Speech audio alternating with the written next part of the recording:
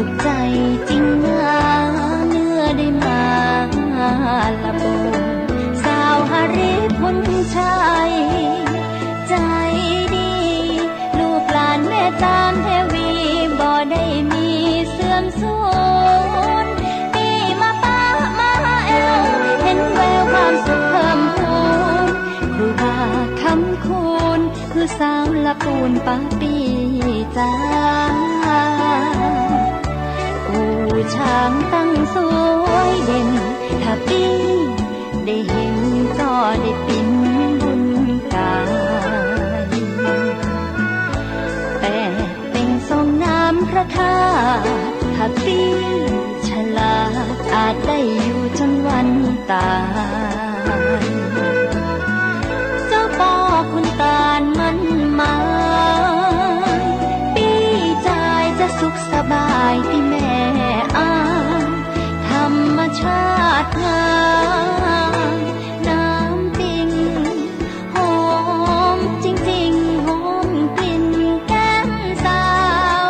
มังคลาบรรเลงเสียงเพลงขับกล่อมแม่อ้างโชยผ่านลมหนาวเหมือนเสียงสาวละปู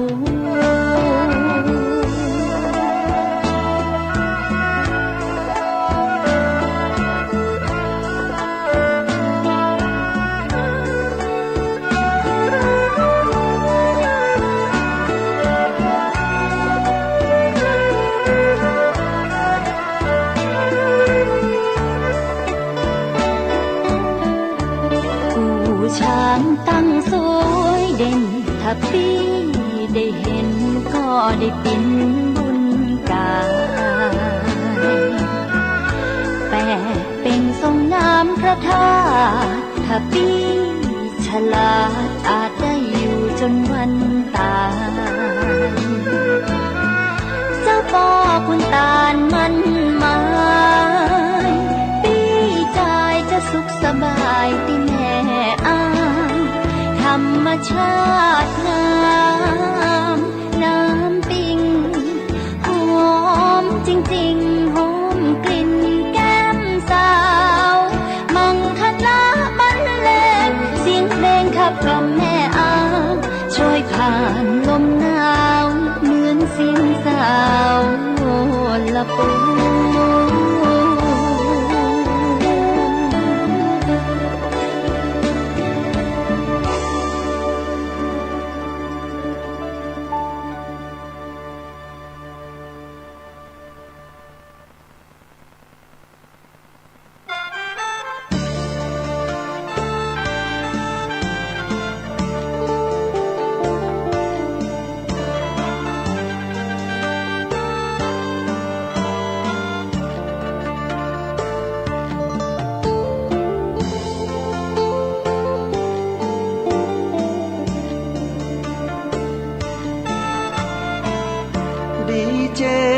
พระ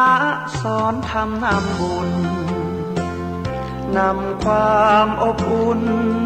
เกื้อกูลญาติโยมศรัทธาพระมหาประสิทธิ์ธรรมาภินันโทสืบสานศาสนารีบหมุนคลื่นมาตามเวลาที่พระจัดไปวันพฤหัสอูจาภาษาบ้านเฮาและอีกรายการนั้นเล่าธรรมะรับอรุณจัดให้จากดอยสุเทพล้านนานครเชียงใหม่สื่อสารไกลไกลส่งไปญาติโยมทั่วลาวันศุกร์เสียงธรรมก่อนหลับตาก้องไกลวันเสาร์อาทิตย์วันจันทร์และวันพุธหมุนคลื่นมาหาเสียงธรรมนำสุขทั่วทุกครัวเรือนหลังคาวันเสาร์หมุนมา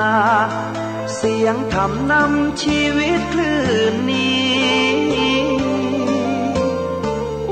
ว วันอังคารวิทยุพระพุทธศาสนา และการศึกษาสำเนียงเสียงธรรมนำชี้พระมหาประสิทธิ์วัดช้างคำสอนทำพิธี ด้วยมิ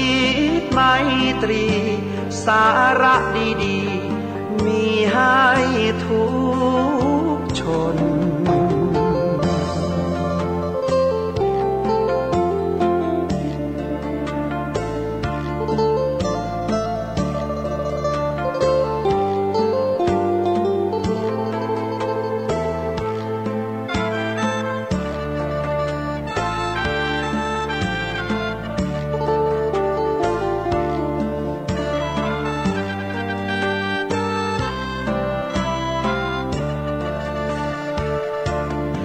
วันศุกร์เสียงธรรมก่อนหลับตาก้องไกลวันเสาร์อาทิตย์วันจันทร์และวันพุธหมุนคลื่นมาหาเสียงธรรมนำสุขทั่วทุกครัวเรือนหลังคาวันเสาร์หมุนมา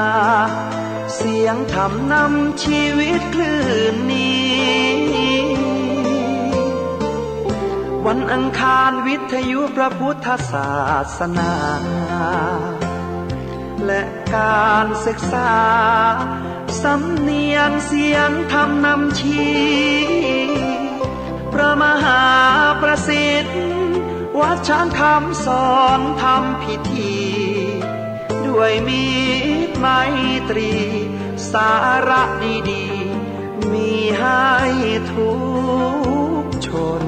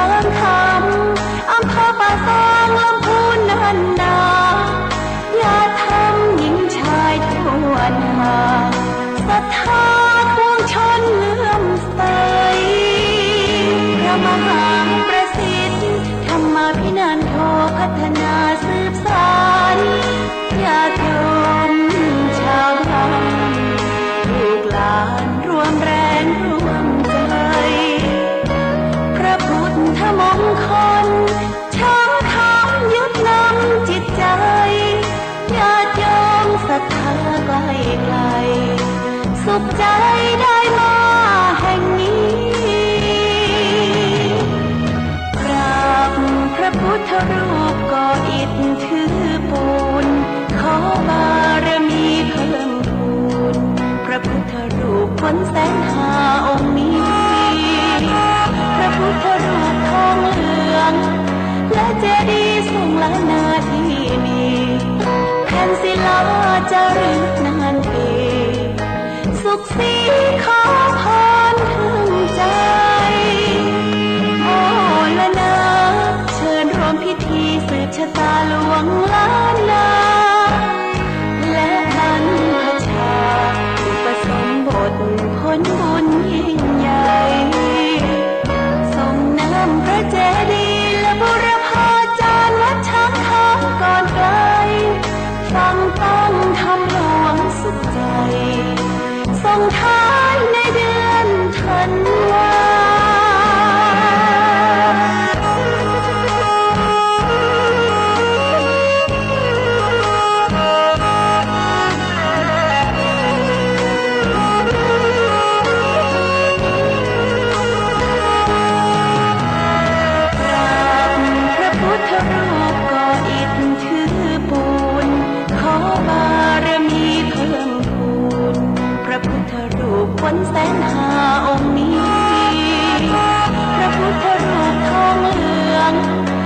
เจดีย์สูงล้านนาที่มี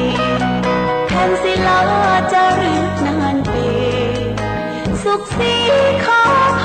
รถึงใจอ่อนละนา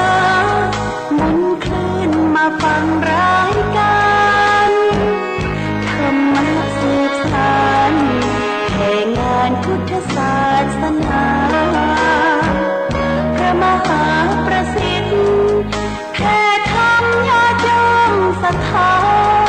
ญาติธรรมหญิงชายทั่วหน้าศรัทธาของวัดช้างธรร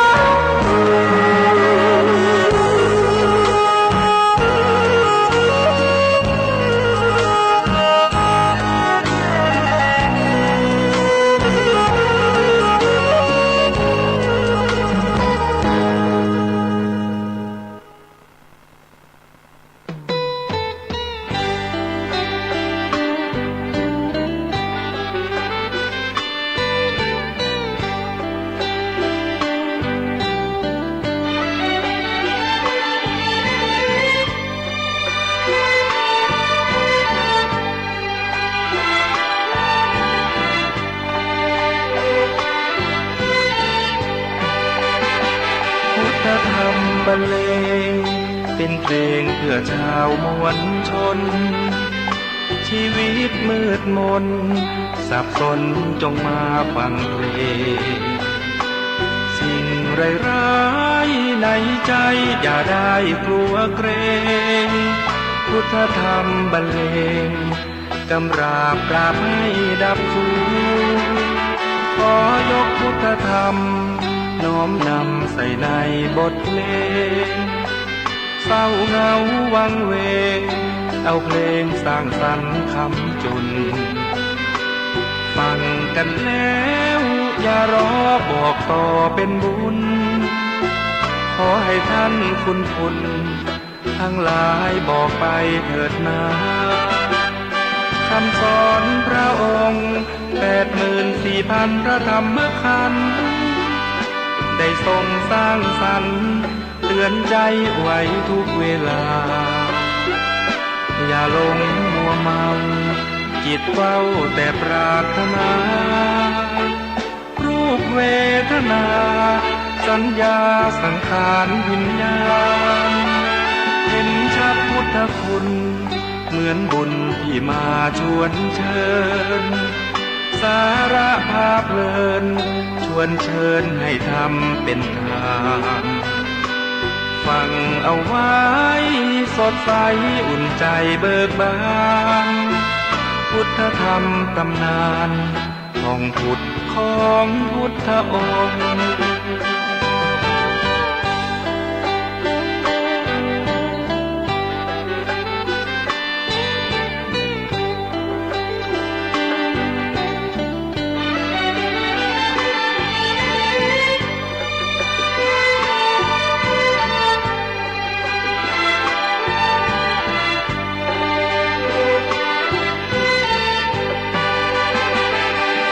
สอนพระองค์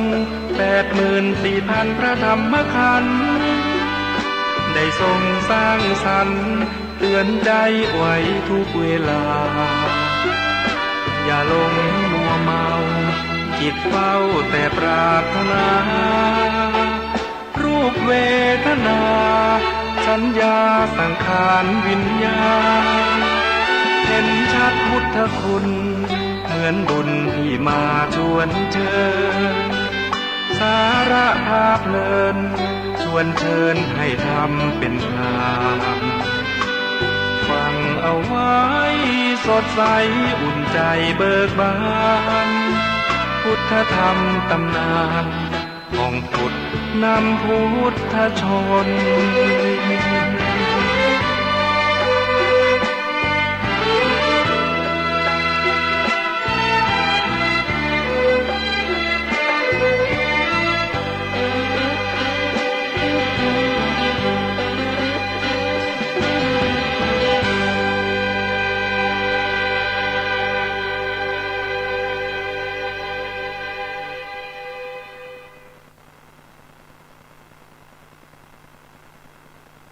อ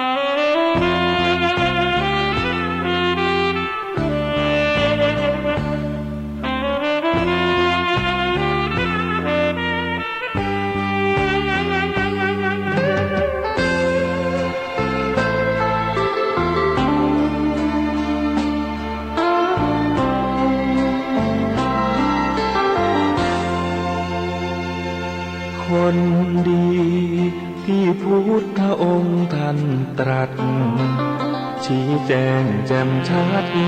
คือคนสังคมต้องการจะอยู่ที่ไหนสังคมสดใสชื่นบานช่วยกิจการสังคมมนุษย์เจริญความดีทางของสัตบุรุษดีไม่เสื่อมสุดคุณค่ามากมายเหลือเกินทุกยุคสมัยที่ใดใครก็ขอเชิญบทบาทก้าวเดินสังคมมนุษย์ศรัทธาใช่แล้วคนในอุดมคติสังคมเรานี้พร้อมใจเฝ้าปรารถนาเลิศศีลธรรมพร้อมความกตัญญูตาชุ่มช่ำอุราเมื่อมาเจอคนที่ดีพนมมือพร้อมขอก้มลงกราบใจมันยอมรับ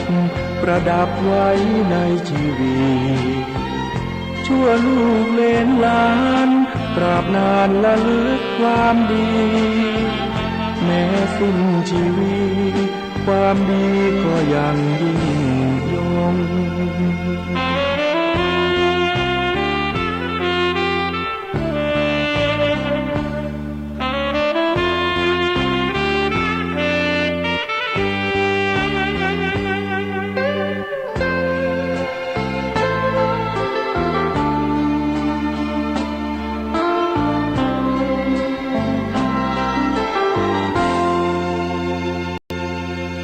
พนม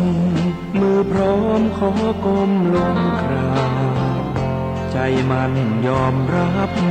ประดับไว้ในชีวิตชั่วลูกเลนหลานตราบนานละลึกความดีแม้สิ้นชีวิตความดีก็ยังยิ่งยง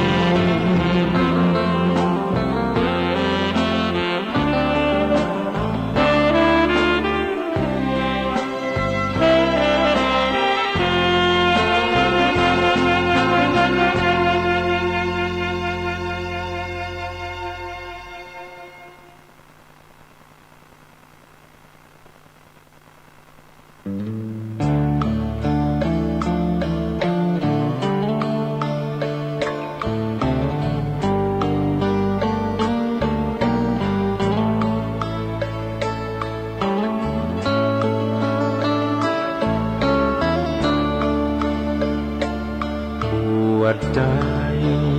บวชกันไหมพี่น้องไม่ใช้เงินทองเชิญทดลองบวชใจถือเอาศีลเช่นเป็นผ้าครองห่มกายสลัดความร้ายแทนผมบนเกศาหยุดกันสตินำก่อบุญปัญญาเจือจุนคอยเพื่อกูลอุราผู้มีพระภาคนำชี้ดังเปิดตาหยุดหมกมุ่นหาลงแต่ทางมืดมนทำทั้งหลายมีใจเป็นหัวหน้ามีใจบัญชานำสู่ทางมรรคผลสำเร็จด้วยใจต่างบวชได้ทุกคนถึงภาระล้นบวชส่งผลอิ่มใจบวชใจบวชกันไหมวันนี้อย่ามัวรอรีลองสักทีรีบไวสมาธิจิตวันละนิดแจ่มใสทุกเพศทุกวัยเชิญบวชใจสร้างบุญ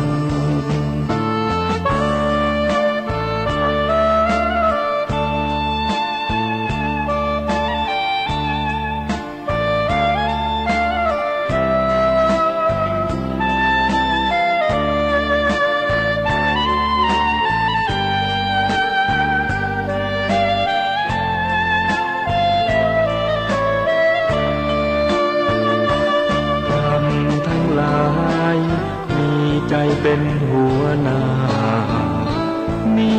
บัญชา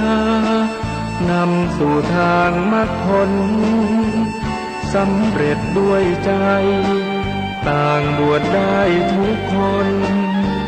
ถึงภาระล้นบวชส่งผลอิ่มใจบวชใจบวชกันไหมวันนี้อย่ามัวรอรีลองสักทีรีบไวสมาธิจิตวันละนิดแจ่มใสทุกเพศทุกวัยเชิญบวชใจสร้างบุญ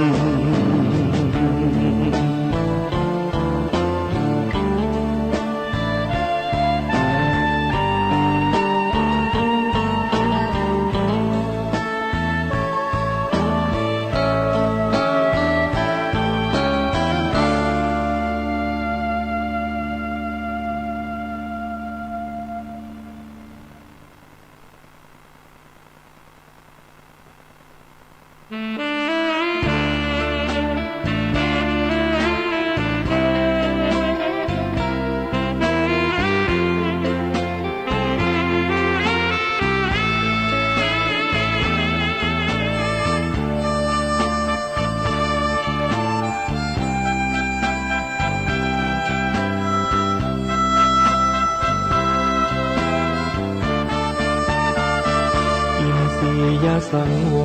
รคือการสำรวมเอาไว้ตาลิ้นกายใจจมูกหูที่รู้สัมผัสระวังระวัยสิ่งใด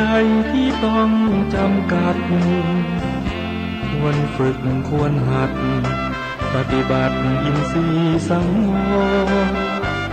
รูปรสกลิ่นเสียงมีกายมีใจเรียนรู้เพ่งพิจตรองดูตาและหูพึงรู้ไว้ก่อนความคิดว่าจะหยาบหนาเอามาพันพรปิดปากนอกก่อนแล้วจึงปิดปากในพูดมากเรื่องมากพูดน้อยก็มีเรื่องน้อยไม่พูดเพียงหน่อยก็พลอยไม่มีเรื่องใดคิดมากทุกมากคิดน้อยทุกน้อยจริงไหมร้ายดีแยกได้อย่าเอาใส่ไว้ในอารมณ์อินทรียสังวรจัดการให้มันสมบูรณ์เอาไว้เป็นทุนได้เกื้อหนุนสร้างแนวความคมกิเลสใดๆจะได้ไม่มาถล่มธรรมะชัยห่มเพียรบ่มอินทรีย์สังวร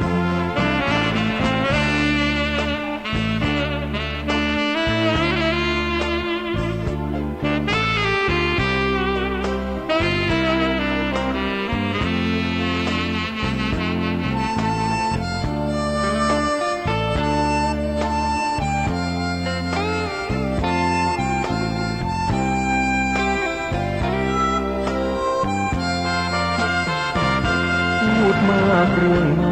ากพูดน้อยก็มีเรื่องน้อยไม่พูดเพียงหน่อย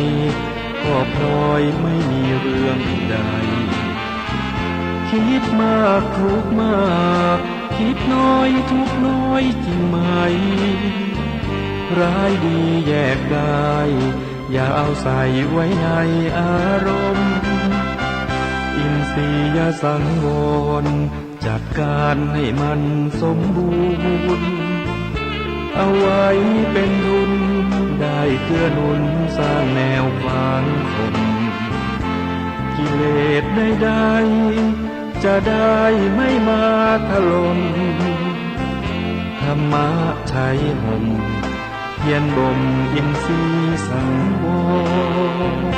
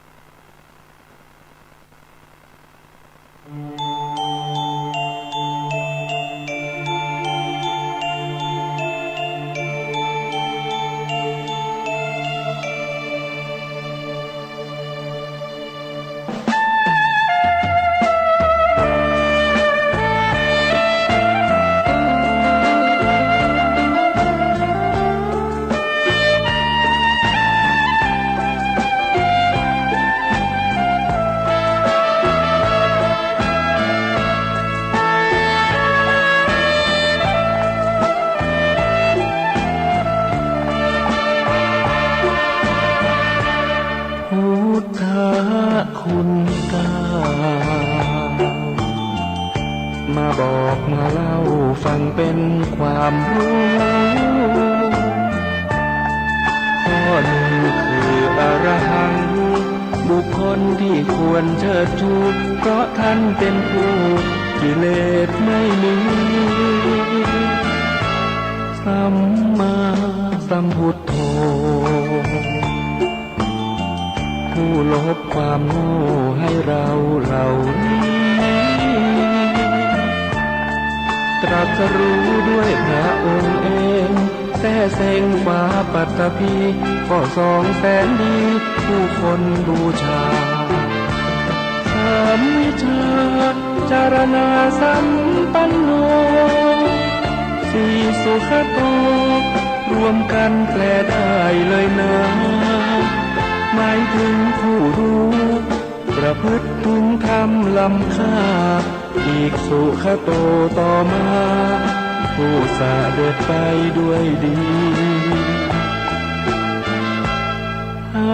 โล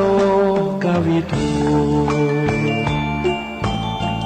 หมายถึงเป็นผู้แจ้งในโลกนี้อนุตตโรปุริสัทธัมมาสารถิข้อ6ก็มีความแปลให้ฟังเป็นผู้ฝึกผู้สอนมนุษย์ได้ดีและก็ไม่มีผู้ใดเทียมเท่าสักครั้งข้อ7ศรัทธาเทวมนุษย์สานังศาสดาสอนสั่งมนุษย์และเทวดาพุทโธนี้ข้อ8ผู้หลีกแก้ไขปัญหาผู้รู้ผู้ตื่นเบิกบานก้าวนั้นข้อภควาผู้เลิศวิชายอดภคธรรม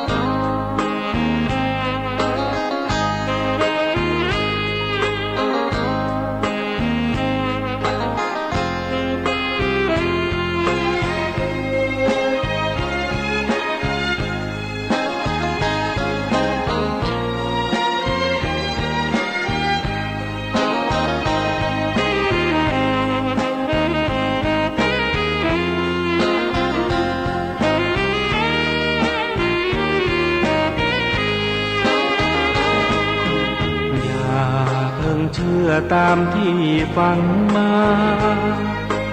ช่างอุราไว้บ้างเถิดน้องอย่าเชื่อตามที่ทำสืบต่อในสิ่งนั้นน้องอาจจะไม่ถูกจริงอย่าเพิ่งเชื่อตามที่เล่าลืออย่าเชื่อถือตามบทอ้างอิงหากเชื่อโดยนึกเดาผิดยิ่งไม่ควรเอ็นอิงกับสิ่งเพียงคาดคะเนกาลามาสูตรบทธรรมพระพุทธศาสตร์พระองค์วางวาดหมดจดไม่ให้ไขว้เขวแนวคิดตามเหตุผลปนเปอาจมีโยเยเชื่อไปอาจไม่แน่นอนว่าตรงทฤษฎีของตนเชื่อจนล้นนั้นผิดคำสอน